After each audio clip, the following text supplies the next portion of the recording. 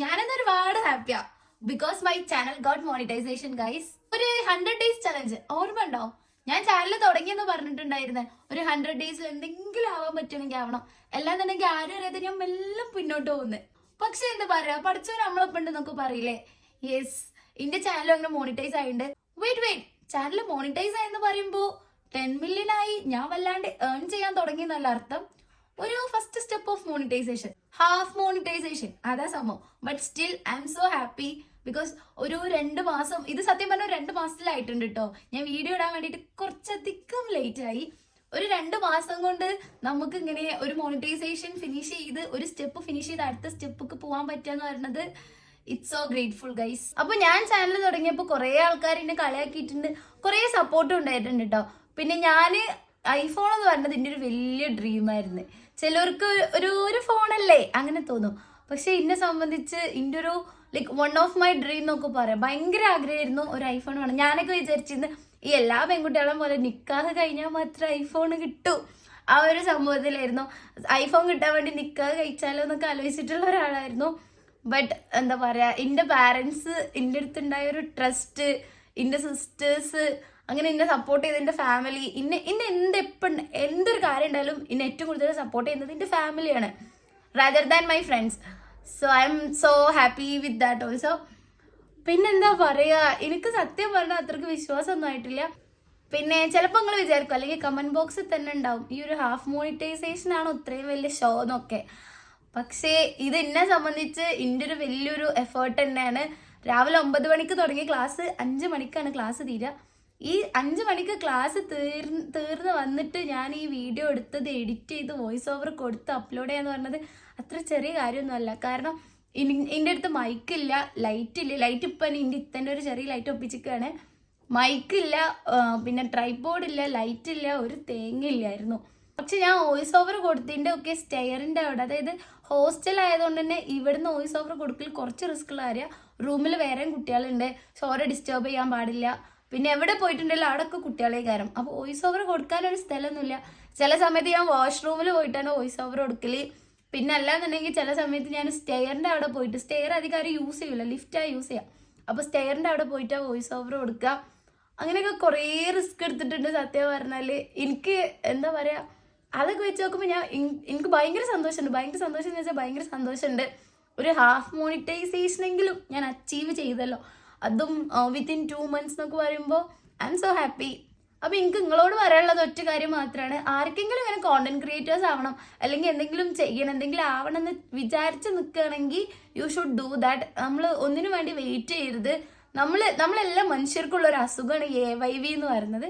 അവരെന്ത് വിചാരിക്കും, ആ ഒരു സംഭവം നമ്മളോട് എടുത്ത് മാറ്റിയാൽ മതി. എനിക്കും ഭയങ്കരമായിട്ട് ഓക്വേർഡുള്ള സംഭവമായിരുന്നു. എൻ്റെ വീഡിയോസിൻ്റെ മുന്നിൽ നിന്ന് വേറെ ആരെങ്കിലും കാണുന്നത് എനിക്ക് ഇഷ്ടമല്ല. പിന്നെ അതുപോലെ വീഡിയോസിനെ കുറിച്ച് പറയണത് എനിക്ക് ഇഷ്ടമല്ല. ഈവൻ സപ്പോർട്ട് ചെയ്യുന്നത് പോലും നെഗറ്റീവ് പറഞ്ഞ് നമ്മളിങ്ങനെ താഴ്ത്തിയതുകൊണ്ട് തന്നെ സപ്പോർട്ട് ചെയ്യുമ്പോൾ പോലും നമ്മൾ ഇത് ഊക്കല്ലേ എന്നുള്ള രീതിക്കാണ് നമ്മൾ ചിന്തിക്കുക. സോ അതൊന്നും ഇനി കാത്തു നിന്നിട്ട് കാര്യമില്ല. നമുക്ക് വേണേൽ നമ്മൾ തന്നെ ഉണ്ടാക്കണം. നമ്മളെ പാഷനാണ്, നമ്മളെ ഡ്രീമാണ് എല്ലാത്തിനും വലുത്. പിന്നെ ഇതൊക്കെ പറയാനായിട്ട് ഞാൻ അത്ര വലിയ ആളൊന്നും ആയിട്ടില്ല. ഇൻഷാ അല്ലാ എനിക്കൊരു ഫുൾ മോണിറ്റൈസേഷനും കൂടെ ആവണം എന്ന് ഭയങ്കര ആഗ്രഹമുണ്ട്. നിങ്ങൾ എല്ലാവരും എന്നെ ഹെൽപ്പ് ചെയ്യുക, എന്നെ സപ്പോർട്ട് ചെയ്യുക. സോ ഞാൻ ഈ ഒരു മോണിറ്റൈസേഷൻ അച്ചീവ് ചെയ്യാൻ വേണ്ടിയിട്ട് കുറേ കഷ്ടപ്പെട്ടിട്ടുണ്ട്. സോ നമ്മൾ കഷ്ടപ്പെടുകയാണെങ്കിൽ അതിനുള്ള റിസൾട്ട് എന്തായാലും ഉണ്ടാവും എന്നുള്ളത് സത്യം കേട്ടോ. പക്ഷെ ഇപ്പോൾ കുറച്ചായിട്ട് ഞാൻ എൻ്റെ കഷ്ടപ്പാട് കുറച്ച് കുറഞ്ഞിട്ടുണ്ട്. പക്ഷേ ഒന്നൊരു പുഷ് വരാനുണ്ട്. ഞാൻ ഒക്കെ ചെയ്ത് തുടങ്ങണം. എക്സാമും കാര്യങ്ങളും പിന്നെ അതിൻ്റെ ഇടയ്ക്കൊന്ന് നാട്ടിൽ പോയി അങ്ങനെയൊക്കെ ആയിട്ടുള്ളൊരു പുഷ് ലൈക്ക് ഒന്ന് താന്നതാണ്.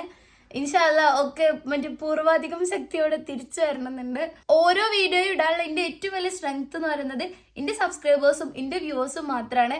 കാരണം എന്താ വെച്ചാൽ ഓരോ വീഡിയോ ഇടുമ്പോഴും ഇവർക്ക് ഭയങ്കര ഡൗട്ടാണ്. നിങ്ങൾ എന്നോട് ഇങ്ങനെ ഓരോ ചോദ്യം ചോദിക്കുമ്പോൾ നിങ്ങൾ എന്നോട് ഞാൻ നല്ലത് ഇടുമ്പോൾ നല്ലതാണ്, ചീത്ത ഇടുമ്പോൾ ചീത്തതാന്നൊക്കെ പറയുമ്പോൾ സത്യം പറഞ്ഞാൽ നമ്മളെ സിബ്ലിങ്സ് അല്ലെങ്കിൽ നമ്മളെ പാരൻസ് അല്ലെങ്കിൽ നമ്മളെ കസിൻസ് ഒക്കെ നമ്മളെടുത്ത് ഇങ്ങനെ അഡ്വൈസ് തരൂലേ, അതേപോലെയാണ് ഞാൻ എടുത്തിട്ടുള്ളത്. അങ്ങനെ എനിക്ക് തോന്നിയിട്ടുള്ളൂ. അപ്പോൾ നിങ്ങൾ കമൻറ്റ് ചെയ്യുമ്പോഴാണ് എനിക്ക് കുറച്ചുകൂടെ വീഡിയോസ് ഇടാനും ലൈക്ക് ഞാൻ പറയുന്നത് കേൾക്കാനും ഇന്നെ കേൾക്കാനും ആൾക്കാരുണ്ട് എന്ന് ഞാൻ റിയലൈസ് ചെയ്യുമ്പോഴാണ് നമുക്ക് കുറച്ചുകൂടെ ഒരു പുഷ് വരുന്നത്. ഈ ഒരു ഹാഫ് മോണിറ്റൈസേഷൻ ഇൻഷാ അല്ലാ നമുക്ക് അടുത്ത സ്റ്റേജ് വെക്കണം. അടുത്ത സ്റ്റെപ്പൊക്കെ നമുക്ക് കയറാൻ സമയമായി. സോ നമുക്കൊരു ഫുൾ മോണിറ്റൈസേഷൻ ഉടനെ തന്നെ ഉണ്ടാക്കൂലേ? നിങ്ങളെല്ലാവരും സപ്പോർട്ടും എൻ്റെ എഫേർട്ടും ഉണ്ടെന്നുണ്ടെങ്കിൽ നമുക്കതൊക്കെ പുഷ്പം പോലെ എടുക്കാവുന്നതേ ഉള്ളൂ. പക്ഷെ ആ പുഷ്പം വിടരാൻ എത്ര സമയം എടുക്കും എന്നൊന്നും എനിക്ക് അറിഞ്ഞൂടാ. But still I will try my best എന്നൊക്കെ പറയൂലേ, അങ്ങനെ ഒരു സംഭവം. അപ്പൊ എന്താ, എന്റെ ചാനൽ മോണിറ്റൈസ് ആയി ഗൈസ്. എനിക്ക് ഇപ്പോഴും ഓർമ്മയുണ്ട്, ഞാൻ ആദ്യമായിട്ടൊരു വീഡിയോ ഇട്ട സമയത്ത് ഞാൻ ഇങ്ങനെ നോക്കുമായിരുന്നു, പഠിച്ചോനെ കയറോ എന്തെങ്കിലും ഒരു 10 ആളെങ്കിലും കാണുമെന്ന്.